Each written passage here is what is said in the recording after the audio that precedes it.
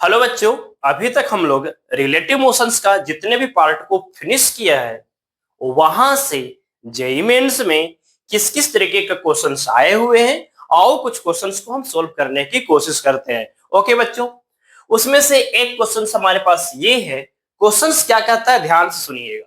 कहता है एक bomb is drop by a fighter plane flying horizontally. Okay, एक हमारे पास फाइटर प्लेन है जो हॉरिजेंटली मूव कर रहा है, वहां से एक बॉम्ब को ड्रॉप किया जाता है।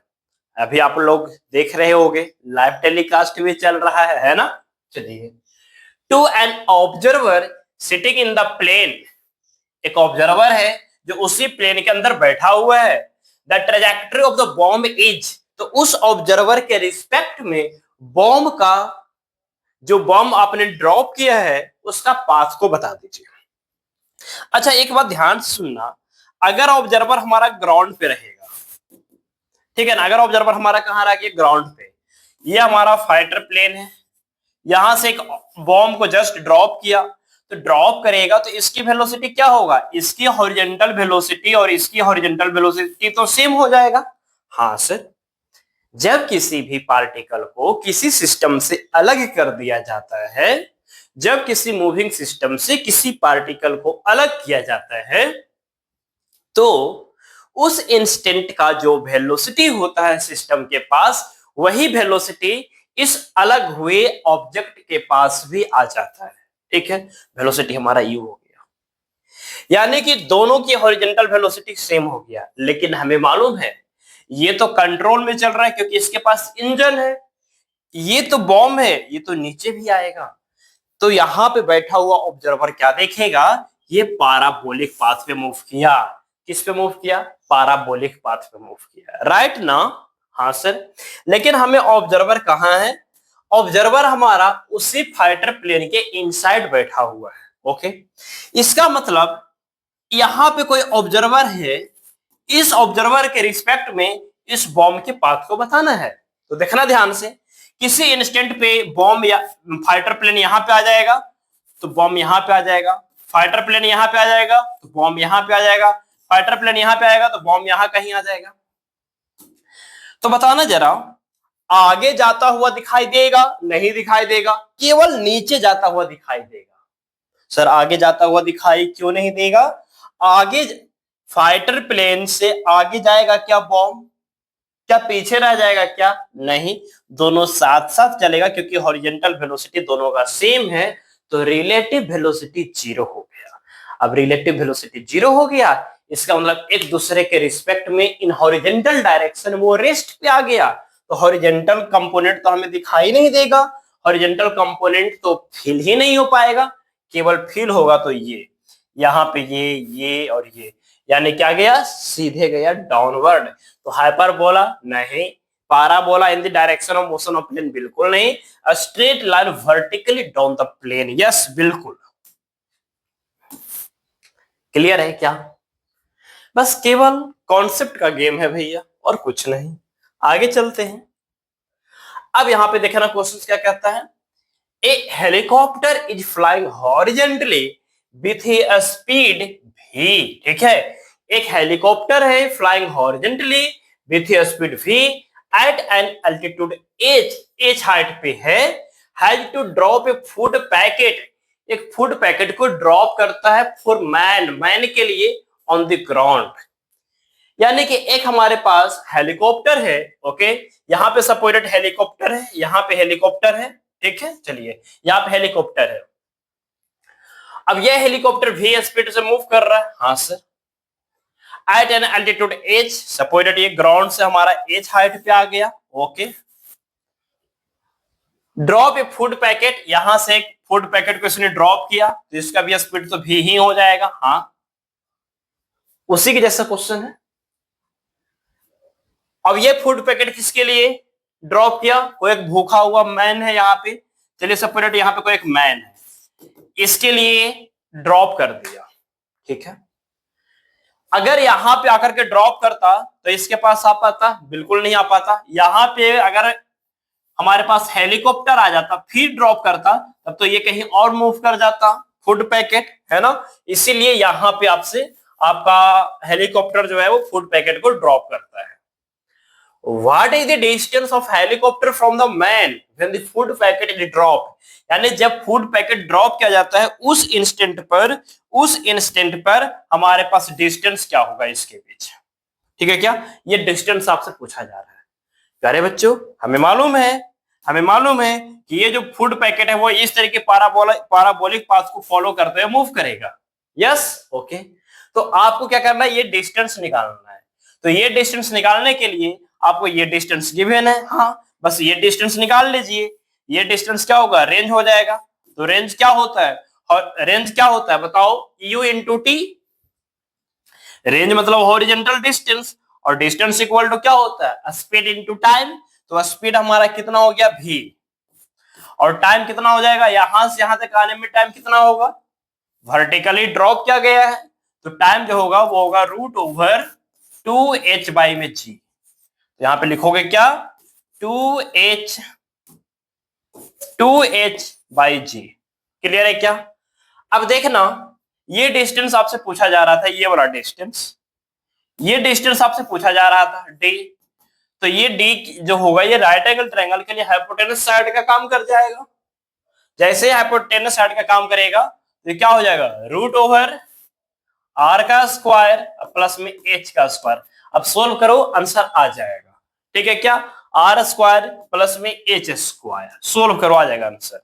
तो d equal to root over R square मतलब दिस फैक्टर का स्क्वायर, तो v स्क्वायर, इसका स्क्वायर करोगे तो स्क्वायर रूट कैंसिल हो जाएगा, तो v स्क्वायर, फिर क्या हो जाएगा 2h v square 2h by में g, अब प्लस में h स्क्वायर। क्या कोई ऑप्शन है, क्या कोई ऑप्शन है? Option number C. क्लियर है? आगे चलते हैं नेक्स्ट। अब देखना क्या कहता है, A fighter jet is flying horizontally at a certain altitude with a speed of 200 metre per second. Okay, एक फाइटर जेट है flying horizontally at a certain altitude with a speed of 200 metre per second. Supposed प्यारे बच्चों, यहां पे हमारे पास एक fighter plane है, ठीक है? यहां पे ये 200 मीटर पर सेकेंड से ये मूव कर रहा है, ठीक है? Okay, when it is passes directly overhead an anti aircraft gun, bullet is fired from the gun. यहां पे एक एंटी एयरक्राफ्ट गन होगा, ठीक है ना? यहां पे एक हमारे पास यहां पे एक एंटी एयरक्राफ्ट गन होगा, ठीक है क्या? यहां पे, ठीक है क्या? ओके, इस पॉइंट पे जिस टाइम पे ये इसके ऊपर से जस्ट पास कर रहा है, फाइटर जेट जिस टाइम पे इससे पास कर रहा है उसी टाइम यहां से बुलेट को छोड़ा जाता है, इसलिए ताकि इस फाइटर जेट को क्या कर सके, उड़ा सके। क्यों? देखो ना, एंटी एयरक्राफ्ट गन है, तो anti aircraft gun, bullet is fired from the gun at an angle theta, ये एंगल हमारा थीटा हो गया, ठीक है? With the horizontal to hit the jet, इस जेट को हिट करने के लिए, if the bullet speed is 400 metre per second, अगर ये हमारा 400 मीटर पर सेकेंड है तो बताइए कितने डिग्री पे बुलेट को फायर किया गया होगा। समझ में आ रहा है क्या? ओके, तो बताओ हिट करने का मतलब क्या होगा? जैसे ये जो फाइटर जेट है ये कहीं यहां पे आ गया होगा, राइट? यस सर, किसी टाइम टेप पे। तो ये वाला ये जो बॉल है हमारा, इसे हम थोड़ा सा ऐसा करते हैं,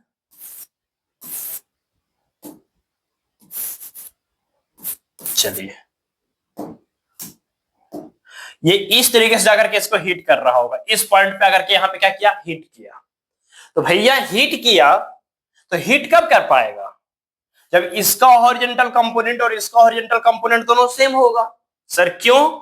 बच्चा, यहाँ पे जिस टाइम पे ये फाइटर जेट इस यहाँ पे एंटी क्राफ्ट जो गन है उसके ऊपर से जस्ट पास किया तो जस्ट पास करेगा। जैसे सबसे यहाँ पे एंटी एयरक्राफ्ट गन जो है वो इस फाइटर जेट को उड़ाने के लिए एकदम बेताब है, ठीक है? आग बबूला हो रहा है, वो ये वेट कर रहा है कि कब हम, ये वेट कर रहा है यहाँ पे जो एंटी एयरक्राफ्ट गन जो है वो वेट कर रहा है कि कब मेरे ऊपर से फाइटर जेट क्रॉस करे। जिस समय फाइटर जेट क्रॉस किया उसी टाइम यहां से बुलेट को छोड़ दिया। तो बुलेट को छोड़ दिया और क्वेश्चंस में क्या रहा है, ये जो बुलेट है इस फाइटर जेट को हिट कर रहा है। तो हिट करने का मतलब ये जो वेलोसिटी है और इसका जो हॉरिजॉन्टल कंपोनेंट जो आएगा, इसका हमारे पास वेलोसिटी वैसे कितना था, इसका वेलोसिटी था हमारे पास 400, तो इधर कंपोनेंट आ जाएगा 400 cos थीटा। ये दोनों आपका सेम होना चाहिए, यानी कि 200 इक्वल टू 400 cos थीटा। क्यों इक्वल होने चाहिए? अगर ये इक्वल नहीं होगा, अगर ये कम हो जाएगा तब तो कभी, अगर ये कम हो जाएगा, अगर ये वाला फैक्टर कम हो जाएगा तो कभी भी इस फाइटर जेट को हिट नहीं कर पाएगा। क्यों? इसका हॉरिजॉन्टल कंपोनेंट ही इसको आगे ले जाएगा, बाकी वर्टिकल वेलोसिटी तो इसको ऊपर ले जाएगा। क्लियर है क्या? तो इस फाइटर जेट को हिट करना है, इस फाइटर जेट को हिट करना है, तो इसका जो वेलोसिटी है और इसकी हॉरिजॉन्टल कंपोनेंट वो आपका सेम होना चाहिए।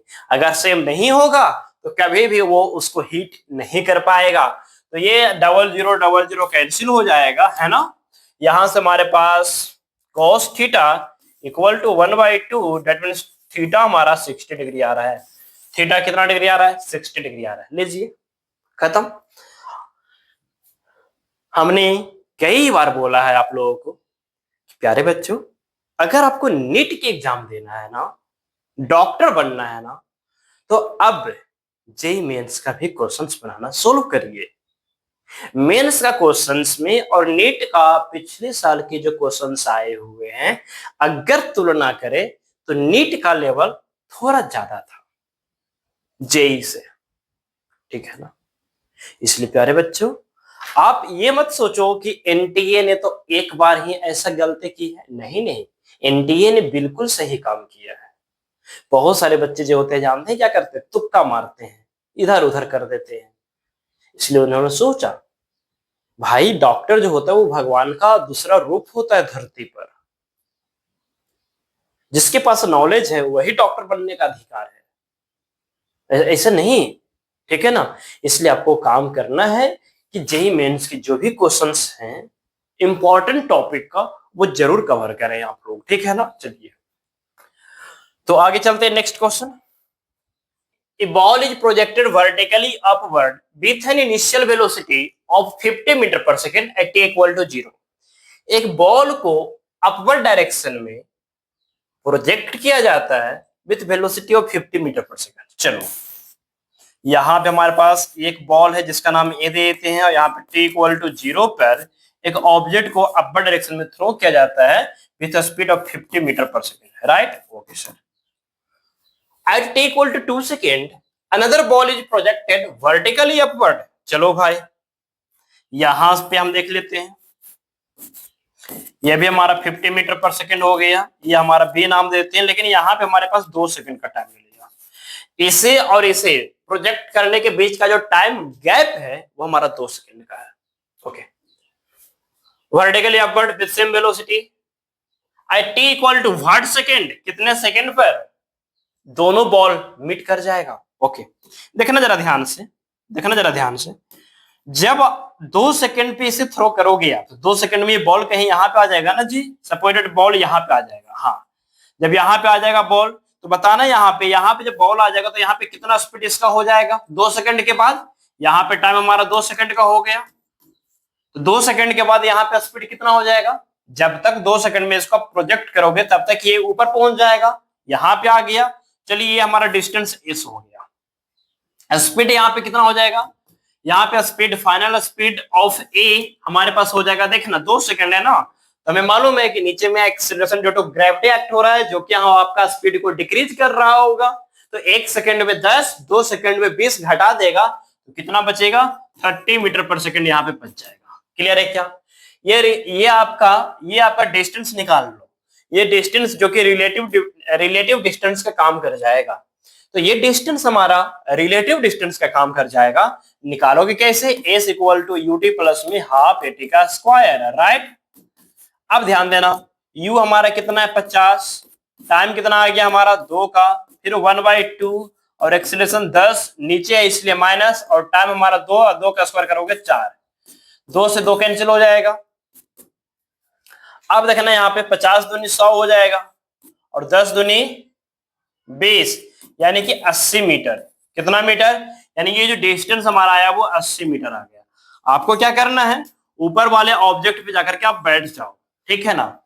सर यहाँ पे तो एक्सीलरेशन, रिलेटिव एक्सीलरेशन भी आएगा। प्यारे बच्चों, रिलेटिव एक्सीलरेशन को कैलकुलेट करने की कोई जरूरत ही नहीं है, क्योंकि रिलेटिव एक्सीलरेशन आपका 0 हो जाएगा। रिलेटिव एक्सीलरेशन 0 क्यों होगा? क्योंकि यहाँ पे दोनों के पास एक्सीलरेशन सेम है। जब भी दो फैक्टर सेम होते हैं तब उसका रिलेटिव पार्ट 0 ही होता है। अगर पोजीशन दो पार्टिकल का सेम हो तो रिलेटिव पोजीशन 0 हो जाएगा। दो पार्टिकल का वेलोसिटी सेम हो, रिलेटिव वेलोसिटी 0 हो जाएगा। दो पार्टिकल का एक्सीलरेशन आपका दो पार्टिकल का एक्सीलरेशन आपका सेम हो तब वहां पे रिलेटिव एक्सीलरेशन 0 होता है। तो यहाँ पे इसके पास भी इसके पास भी एक्सीलरेशन नीचे, इसके पास भी एक्सीलरेशन नीचे, तो रिलेटिव एक्सीलरेशन को मूव नहीं करना। हाँ, इंडिविजुअल एक्सीलरेशन की सहायता से हमने इसका फाइनल स्पीड 2 सेकंड पे हमने निकाल लिया। ओके, अब 2 सेकंड पे सारा सिनेरियो आप देख रहे हो, ठीक है ना। 2 सेकंड पे सारा पिक्चर आप कवर कर रहे हो। देखना जरा ध्यान से, यहां पे अगर बैठ गए आप तो रिलेटिव वेलोसिटी निकालिए तो जरा। 2 सेकंड के बाद relative velocity, velocity of B with respect to A क्या आ जाएगा? Velocity of B minus velocity of A, right. तो वेलोसिटी ऑफ बी हमारा कितना है? 50। वेलोसिटी ऑफ ए कितना आ गया? 30, यानी कि 20 मीटर पर सेकेंड आ गया। अब ऐसे क्वेश्चंस तो हमने पहले भी बना चुका है कल के क्लास में। कोई पार्टिकल यहाँ पे है, एक पार्टिकल, दूसरा पार्टिकल यहाँ पे है, दोनों के बीच का गैप हमारा 90 मीटर का था। ये आपका 10 मीटर पर सेकंड से मूव कर रहा है, ये आपका 40 मीटर पर सेकंड से मूव कर रहा है, तो कितने टाइम के बाद ये मीट करेगा? ऐसा क्वेश्चन तो हमने बनाया है। अरे भैया, तो वही क्वेश्चन ना हो गया, इसको खड़ा कर दो ना तो वही चीज हो जाएगा। फाइनल यहाँ पे 10 आ गया तो यहाँ पे 30 आ गया, गैप 90 था, यहाँ पे गैप 80 आ गया, और एक का 40 था, एक का 50 आ गया, खत्म कहानी। हॉरिजॉन्टली से वर्टिकली बना दिया, केवल मूर्ख बना रहे हैं। चलो, तो ये हमारा 20 मीटर पर सेकेंड आ गया। टाइम हमें निकालना है, तो टाइम आप निकालोगे डिस्टेंस बाय में स्पीड, डिस्टेंस बाय में स्पीड, डिस्टेंस हमारा 80 और ये हमारा 20, यानी कि 4 सेकेंड। लेकिन 4 सेकेंड आंसर नहीं आया, ये ध्यान रखिएगा। ये नहीं कि आपका 4 सेकेंड आपकी फाइनल आंसर हो गया, नहीं नहीं नहीं, 4 सेकेंड आंसर नहीं हुआ है। ये t=2 सेकेंड के बाद का सारा पिक्चर यहाँ पे हमने कवर किया है, राइट ना। t=2 सेकेंड के बाद सारा पिक्चर यहाँ पे हमने बनाया है, लेकिन हमको तो स्टार्टिंग से टाइम काउंट करना है, यानी कि फाइनली जो टाइम होगा, फाइनली जो टाइम आएगा वो आएगा 2 + 4 = 6 सेकेंड आएगा। ठीक है, क्या कितना सेकेंड आएगा? 6 सेकेंड आएगा। तो ये कुछ था आपके जेईई मेंस का क्वेश्चन जो कि आपके लिए हमने बनाया है और आपको प्रैक्टिस करते रहना है। प्यारे बच्चों, अब हम लोग रिलेटिव मोशन का सेकंड पार्ट जो कि river boat problem and rain drops problem की ओर मूव कर जाएंगे। ठीक है प्यारे बच्चों, तो आज के लिए बस इतना ही। मिलते हैं रेन ड्रॉप्स और रिलेटिव प्रॉब्लम के क्लास में, लेक्चर्स में। Okay, thank you very much.